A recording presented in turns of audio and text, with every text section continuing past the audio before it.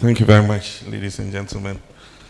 Let me begin by thanking our colleagues of Pro Forum for putting this together, and also the Center for Ethical Governance and Administration. There are several occasions on which I have suggested to this government that it does help in certain times of difficulty to try to build a consensus on policy going forward. And I give the example that it worked for me at a time when we're facing strong headwinds in the economy. And Seth and others, P.V. Obing of blessed memory and others, came together and said, look, why don't we hold a national dialogue on the economy and bring everybody together so that we come out with a homegrown fiscal policy that all of us can have a buy into. And that led to the Senchi Forum, which was held at the Senchi Hotel.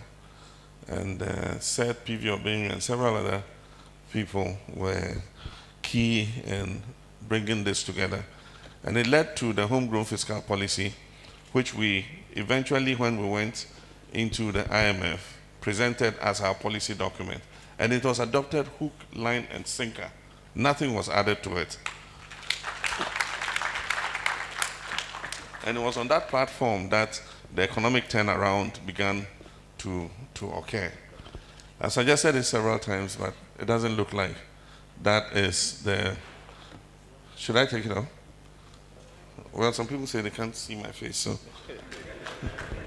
Since all of you are in mask, I can take mine off and feel protected.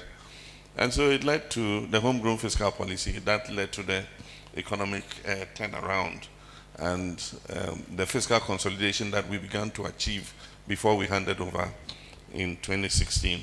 In the absence of a national dialogue like that, platforms like this are important to give the other perspective. You know, government has access to all the tools of communication, and so monetary policy committee report, so report, the finance minister comes to parliament, gives a media review and all that. But you need platforms that will give other perspectives to what government's hymn sheet is. And I think that that is what we have attempted today. For those of you who are not students of economics, you must have found the tables and things a bit boring. But we intentionally came here to the University of Ghana Business School, to the CD conference room, to give, you know, the students here, you know, an opportunity to look at what the other side was. And I think that Seth has given a good technical perspective. I am not an economic expert, and so my presentation would deal more with bread and butter issues.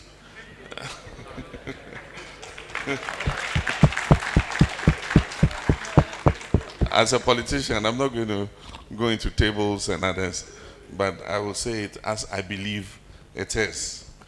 And so, good afternoon, ladies and gentlemen. Let me begin by thanking Mr. Seth Tekpe for his comprehensive delivery, which has brought home a number of key issues surrounding our recent economic trajectory. I do not intend to belabor the points he has made, except to reinforce a few of them. I'm a historian at heart, and so I like to look at these things from a historical perspective in order to give context to what we're witnessing today.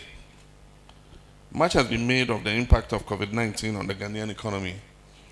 The truth, however, is that our economic history has, over the last few decades, been characterized by booms and busts, dictated by both domestic and external factors. For those of you who have looked historically at the Ghanaian economy, we have periods where we have booms, and then we have periods where we have busts. Most of these busts are created by either external economic shocks or some prevailing conditions within. Since the days of President Jerry John Rawlings, and even before then, these shocks have cyclically derailed incremental progress made over the years. The older generation, for those of you who are my age, and around there would recall how bushfires and droughts in the early 80s plunged the Ghanaian economy into crisis, leading to a very lengthy period of negative growth and very high inflation.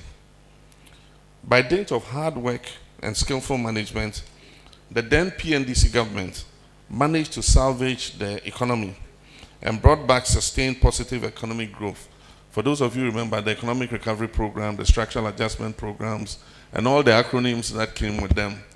And when some people fell through the social safety nets and we needed to find social interventions to support them, we came up with the PAMS card, Program of Action to Mitigate the Social Cost of Adjustment. For those of you who are my age, you remember all those things. And so it brought back positive economic growth until this was again undermined in the early 90s by falling commodity prices, which led to dwindling export revenues in the 90s.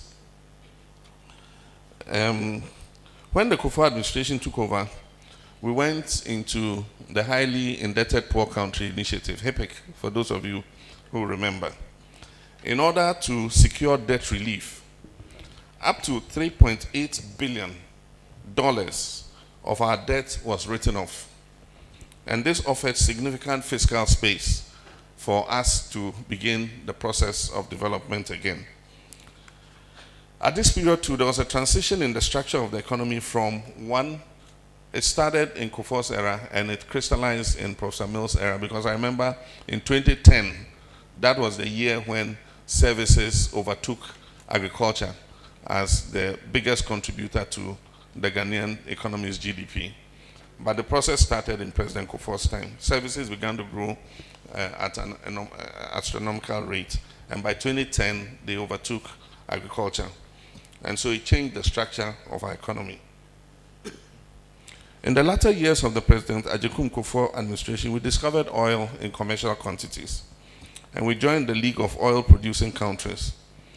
A global financial crisis reared its head around this time. And this also impacted our economy negatively. Then in came the Mills administration, under which I had the privilege of serving as vice president and head of the economic management team. We in turn inherited a large budget deficit and huge arrears, as well as a depreciating currency. The effects of the single spine pay salary also impacted revenues. Many people tend to overlook the fact that it was during this era that Ghana also recorded its most prosperous period of economic management. We had the highest levels of economic growth before oil production kicked in. For instance, in 2010, we grew at 8% without oil, non-oil growth. We didn't have oil, we grew at 8%. And then at 14.4% in 2011 with oil. By this time, we had become an oil producer. That was the first year of oil production, which happens to be the highest growth Ghana has experienced in history. But let me say that non-oil growth for 2011, that is without oil, was 8.4%. Oil topped up to make the 14.4%. And the following year, 2012, we grew at 9.3%. We also achieved the longest sustained period of single-digit inflation of 33 months, among several other important milestones. The cyclical shocks came back with a vengeance between 2013 and 2016. These included problems with power production, for those of you who remember, when unreliable gas supplies and frequent breakdown of power generation equipment resulted in a protracted power crisis that severely affected our economy. This was compounded by huge revenue shortfalls in the oil sector because of the lower than expected production from our only oil field at the time. At the time, we had only the Jubilee field, even though at this time we were working on E&I Sankofa and the 10 field. There was a problem with the turret of the FPSO, Kwame Nkrumah, if you remember. And so they had to make some adjustments and reduce production to keep it going. So instead of 120,000 barrels, we're producing about 70,000 barrels. And that affected oil revenues. So all these were shocks again that came after booms. So we have booms and busts, booms and busts. When confronted with these challenges, we put in real efforts to address them comprehensively and laid down critical structures that today have become some of the most important pillars supporting the Ghanaian economy. And Seth gave you the example of the Energy Sector Levy Act, which has become one of the most important domestic revenue pillars that we have. When we inherited the oil economy in 2009, we put in place the necessary mechanisms and institutional arrangements to ensure that Ghana derives the maximum benefit. We passed the PRMA, which is the Public Revenue Management Act, under which we set up the Stabilization and Heritage Funds with about $500 million in them at the time we left power in 2017. We tackled the power crisis head on, and by the time we left office in January 2017, we had more than sufficient generation capacity to withstand any shocks in the energy sector.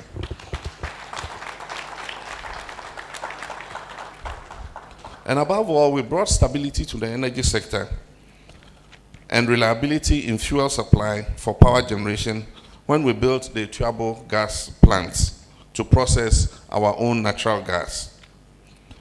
And as I said, we set up the Energy Sector Levy Act, which by 2024 should have yielded up to about 40 billion Ghana cedis. This stands us in good stead to overcome the stifling legacy debts in the energy sector and help address the liquidity challenges in that area. We set up the Ghana Infrastructure Investment Fund, GIF, to mobilize capital to undertake major infrastructural projects, and one of its first success stories, many people don't know this, is that GIF was included in the structuring of the financing of Terminal 3 at the Kotoka International Airport. We also established the Ghana Exim Bank to promote trade and commerce and industry within the Ghanaian economy. We set up the Sinking Fund, which is a mechanism through which we would set aside funds to retire maturing debt. And as of 2016, we had saved up to 550 million to pay off the first sovereign bond, which was floated under President Kufuor. If you remember, the first Eurobond was due, and we had saved up to 550 million. We did it, of course, hoping that we will win the 2016 election, but of course, we did it for Ghana, because when this new government came, but for the fact that we set aside that money, they would have very serious problems paying off that bond. We also had the contingency fund, from which money was found recently to underwrite the relief efforts in the aftermath of the 3rd June disaster. No, we set it up after our experience with the 3rd June disaster. We did all of these alongside massive investments in capital projects with a view to accelerating our economic development. We ensured that we kept our public debt within manageable levels, with debt amounting to 56% of GDP based on the rebased economic figures. This government likes to quote the debt to GDP in our time at the old GDP figures, and then they do an adjustment in this time with the current debt to show that the debt level is better than it was under our period. But I mean, that is disingenuous. If you rebase the economy, then same must match with same. You can't compare apples with oranges. We also brought down the rate of accumulation of debt, as has been vividly demonstrated by the former finance minister in his presentation. It became necessary in 2014 for us to go into partnership with the IMF in order to achieve more success implementing our homegrown fiscal consolidation policies that we had crafted as a response to the economic turbulence resulting from the shocks that I have spoken about earlier. Now, when we went to the IMF, this was the 16th time that Ghana was seeking assistance from the IMF as a nation. Though our opponents at the time made it sound as though it was novel and it was anathema, I made a point then that it was to be our last resort to the IMF, because I was confident that having the program straddle 3 years, though we had just 2 years left in office, It was going to ensure that a succeeding government would have the opportunity to continue from where we left off and do things that would make subsequent programs completely unnecessary. It is noteworthy that the program was extended by another year by the Akufo-Addo administration, and they received in excess of $300 million, which was the final tranche of the extended credit facility that came with the program. If you remember, the facility was a little over $900 million. And so by the time we left office, some 600 and something million had been disbursed. And so the new administration got the balance of the 300 and something million. I'm on record to have predicted in November 2016 that due to the work we had done to overcome the economic headwinds and the coming on stream of 2 additional oil fields, Sankofa and Tenfield, economic growth was going to exceed 7% in 2017 and beyond. I said this during the State of the Nation address, I predicted. And this was confirmed by the World Bank and IMF, which predicted that growth was going to exceed 8% in 2017 and beyond. Additional oil revenue, a resolved energy crisis, paving way for more and sustained generation of power and sound implementation of our homegrown policies were going to make life more comfortable for the new government that inherited after 2017. Despite these favorable conditions, most of the gains we made and bequeathed to this new government have been eroded, and we've been plunged again into economic crisis. COVID-19 has become the convenient whipping boy and has been cited as the reason for the crisis we face now and the attendant economic hardship.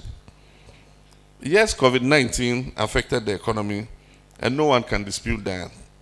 It is, however, not the main reason why we're in the current hole we find ourselves. COVID-19 only became a pretext for reckless election-related expenditure, which produced the largest ever budget deficit in recent economic history of Ghana last year. Indeed, you would remember that at a time when the new government had just taken over, a year or two after, when things, they were still enjoying the largesse that we had left them, one of the leading members of the government said that their reserves had grown so big that if any external shock affected Ghana, Ghana would be able to go 3 months without seeking any external assistance. I don't know how many of you remember that statement. When COVID hit, it didn't take 2 weeks for the Ghanaian economy to go on its knees.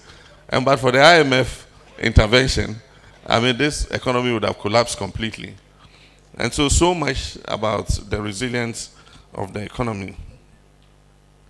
Our debt has ballooned to unsustainable levels, topping 80% of GDP and exposing us to very high risk of debt default. Almost all of our tax revenues is used to service our debt and interest rate, and the effect has been the introduction of several new taxes. Indeed, I think I heard Seth say that if you take total revenue, not total tax revenue, total revenue, it covers just compensation, that is wages and salaries and compensation and interest payments. And so everything else, goods and services, capital expenditure, we have to borrow to be able to do. That's the reality of the economy today. And that is why we are on a borrowing spree.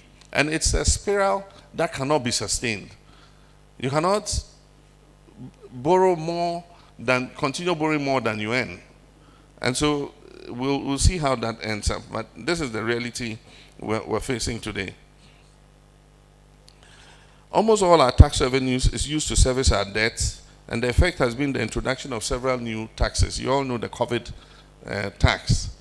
During the elections, we enjoyed sweet, free water, free power, and at the time, several people warned us that somebody will have to pay for it anyway. Immediately after the elections, when the COVID taxes were brought, and we complained, we were told that, well, it was not free to the generators, and so somebody has to pay those who generate the power, and that's why we are being subjected to these new taxes. So this has led to rampant increments in the prices of goods and services, and this is primarily responsible for the hardship that Ghanaians are going through today. A comparison with our neighbors and peers in sub-Saharan Africa, all of whom were also affected by COVID-19, shows that they have been able to protect their citizens from COVID-19 in ways that are similar to ours. They have, however, avoided increasing their debts and deficits because of more prudent management of their economies. And so if you make a comparison of our economy and our neighbors, you find that our economy has been more affected in terms of debt, in terms of deficit, than our neighbors have. And what can account for that? And that is even if you take the statistics at face value. I have accused this finance minister of creative accounting. And now you cannot trust government figures. And before, we left it to academia and research think tanks to interrogate the figures and help us come with a reality of what the economic situation currently is. As he was talking, he mentioned that in many of the budgets, the bailout costs were left as footnotes. The energy sector debt was left as footnotes.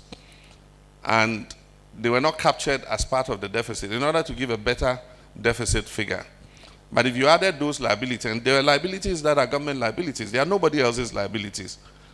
And so if you are budgeting, you must take cognizance of them. But in order that we can give a better picture, so that when we go on the bond market to borrow, we can get a more favorable borrowing condition, we leave those figures out. And that has become a major problem. This government must accept that it is their mismanagement of the economy, their thirst for consumption expenditure, and the desire to spend beyond their means in order to win elections that have plunged us into the current crisis, not necessarily COVID-19. COVID-19 has exacerbated it, and as COVID normally does, it takes advantage of underlying pre-existing conditions. And so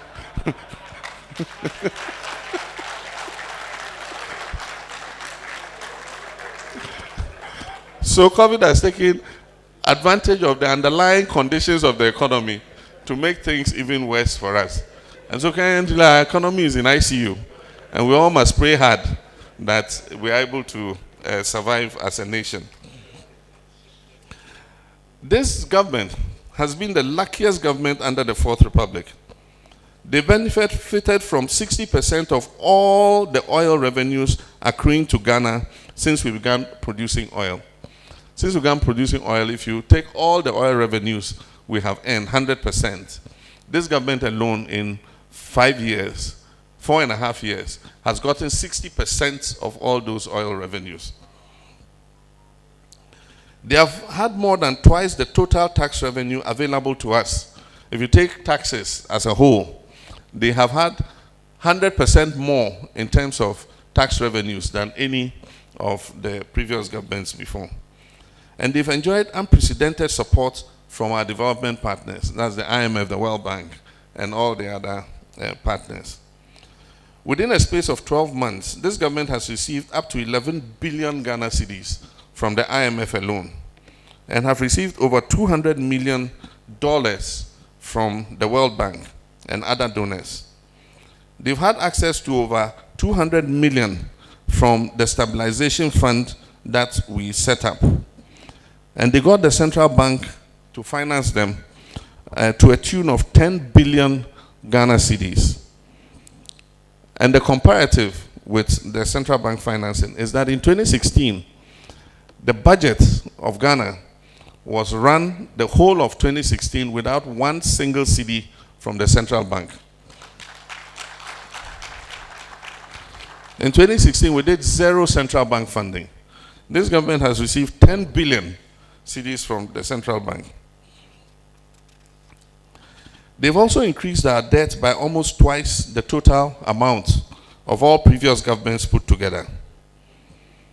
And all of this notwithstanding, they have the least to show in terms of tangible gains or capital investments. It's all gone into consumption. Recently, I noticed a tweet. The good thing about social media is you should be very careful what you tweet or say, because it will come back years later to haunt you. I saw a relative of the president in 2016 had calculated how much I had added to the public debt. And he came to some 28 billion or something like that. And then he divided it by 30 million Ghanaians and said that I have caused every Ghanaian to owe 1,700 Ghana cedis. I don't know how many of you saw it. Just 2 days ago. So I took my pen and I did the same calculation. And his cousin, the president, has added 7,000 Ghana cedis debt to every Ghanaian. And so, I mean, it just shows you, you know, what you do when you do that kind of comparison. And so, just in 4 years, Ghanaians, you know, have had 7,000 Ghana cedis added.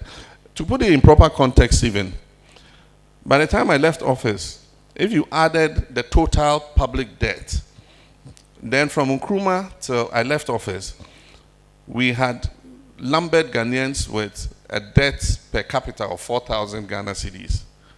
And then in 4.5 years, his cousin has added 7,000 Ghana cedis to the 4,000. That puts it in even better perspective for you. So these are some of the things that we need to look at.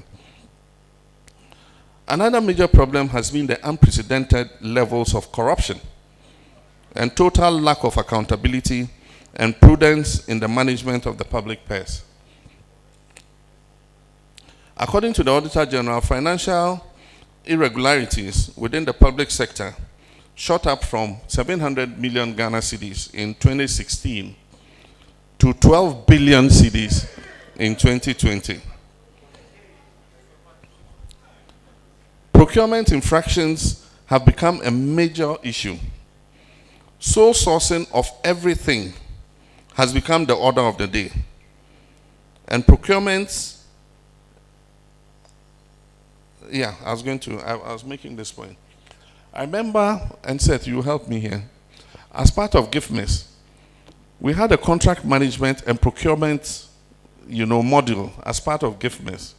I don't know what has happened to that model. Is it still active? It's been deactivated. It was meant to bring more transparency into procurement and contract management. And that was a very important aspect of GIFMIS that we had started to implement. Now, I don't think that module works. Everything has been abandoned. This level of leakage will definitely affect the ability of any government to deliver on its mandate and guarantee the citizens an appreciable standard of living. The nonchalance and total unwillingness to address corruption in government is a major worry and will continue to affect our economic fortunes until the trend stops. When I called for a change in government in 2024, when I said the 8 years has to happen in order that the government can be held accountable and that people don't walk away with their stolen monies, because it's obvious that this president has no will to tackle corruption. Anytime you attack him, they go back and go and resurrect cases from 2016. And I said before, the easiest, way of fighting corruption is to prosecute your political opponent. The true test of somebody who is willing to fight corruption is to investigate and prosecute your own. But it's clear that this president has no intention of investigating or prosecuting his own. And that's why the natural order of things that Ghanaians have established is that after 8 years, leave and let a new government come and hold you accountable.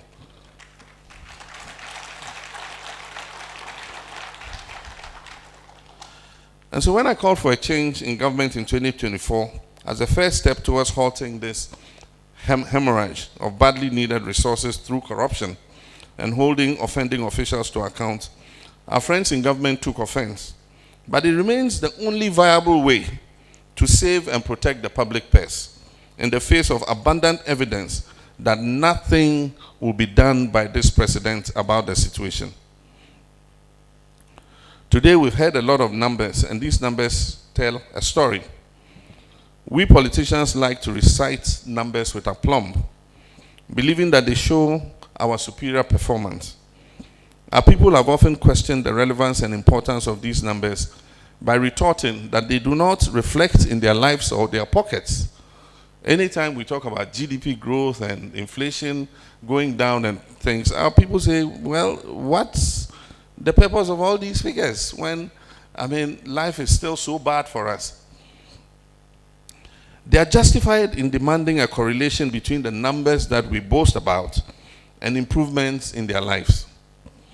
To what extent have we been able to offer a tangible linkage between our talk about stable inflation and our people actually going to the market and finding that prices have remained the same over an extended period of time? No, prices have not remained the same over an extended period of time.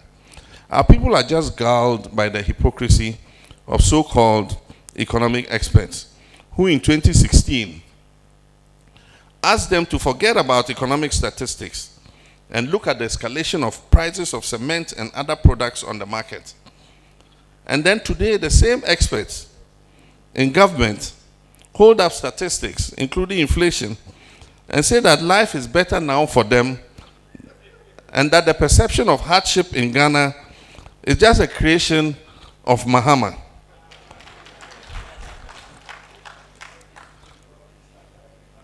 And yet when you go on the market, every day you see prices are changing. And they say, no, forget about that.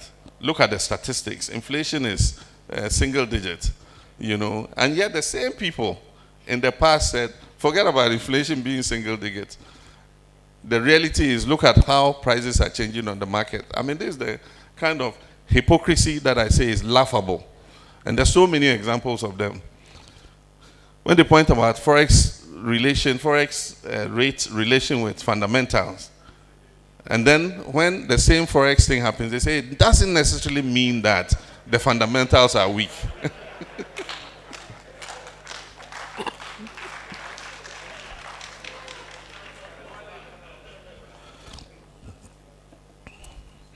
This is a conundrum for us all.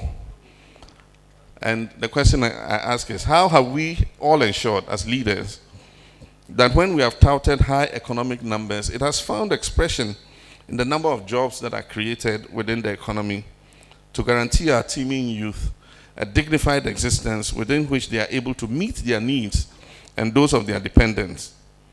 How has economic growth led to actual growth in the lives of our people? So it's not how fast the economy is growing. It is how that growth, is devolved into reflecting in the lives of our people. You can have countries with lower growth, but you find that development and growth of their people is much better. And so it's not just about touting high GDP growth. It is how it reflects on our people. We're at a juncture where these questions have become even more critical. Despondency, disillusionment, and frustration over unmet expectations and our collective inability over the years to translate economic numbers into tangible outcomes and improvements in the living conditions of our people are casting an ominous pall over the enthusiasm that greeted the democratic transition that took place decades ago. Our people are beginning to question whether this whole democratic effort is not only a ruse to guarantee access to the resources of a country to a privileged few elite, to do as they please with it and satisfy their creature comforts to the detriment of the masses who should be the ultimate beneficiaries. The much heralded democratic dividend is fast turning into a mirage far beyond the reach of the people for whom it was intended. there can be no denial of the fact that Ghana is caught in the throes of deep social and economic problems. Mounting unemployment, affecting millions of our young people, ever declining quality of education, problems with our healthcare and agriculture, decaying infrastructure, corruption, weakening and politicization of state institutions, insecurity, unreliable public services continue to make life very difficult for the average Ghanaian. The speed with which hundreds of thousands of young people spontaneously took over social media and demanded that this country be fixed is a cautionary tale on how exactly the people feel about the way this country is being governed. Rather than cynically scoffing at these calls and ascribing political motives to them, and pretending that the genuine cry for help from our citizens is a figment of the imagination of some political leaders, we should be lending a listening ear to these young people, and indeed to our people. The problems of our country and the solutions to them cannot be reduced to a handful of fancy slogans. And so when elections are coming, it's free SHS. Next election, Agenda 111. Our problems go beyond this sloganeering. We have problems in every sphere. And so when the young people say fix the country, they're not talking about sloganeering and a partial fix in one segment or an attempt to fix one segment. It's about looking at the lives of Ghanaians comprehensively and making their lives more meaningful. So the problems facing our country and the solutions to them cannot be reduced to a handful of fancy slogans and poorly conceived and implemented half measures aimed at obtaining short-lived political gratification, only to have them inflict deeper socioeconomic wounds on our country and leave more problems than they resolve. Governance is not about empty sloganeering and PR stunts. It should be about methodical steps that are well conceived and thought through to address our problems holistically and permanently. And it should be about carrying the bulk of our people along with the policies and programs that we come up with. It should be about crafting and rolling out a vision that transforms society in meaningful ways, which will clearly benefit all our people and not just a few. I thank you very much for giving me the opportunity and the platform to participate in this forum. And once again, I want to thank the organizers, Pro Forum. We're proud of you. The impression had been created that NDC was a bunch of riffraffs, and because of the tradition of veranda boys from the Nkrumah and UGCC era, it looks like we are seen to be the inheritors of the veranda boys, group, while the big lawyers who were the UGCC members were inside. We sat on the veranda. And so until Pro Forum came along, NDC had generally been considered to be a bunch of riffraffs. But I can say that with the members and the people that I see in Pro Forum, I know that pound for pound, we are not only academically, imbued with professionals and people who are pragmatic and practical in the way they resolve issues. And so, Pro Forum, thanks for a good job. And this is the first time I'm encountering Center for Ethical Governance and Administration. And I want to thank you too. And we hope that you continue to create these platforms so that we can share ideas, and I'm sure that it will be for the better of our country. Thank you very much, and God richly bless you.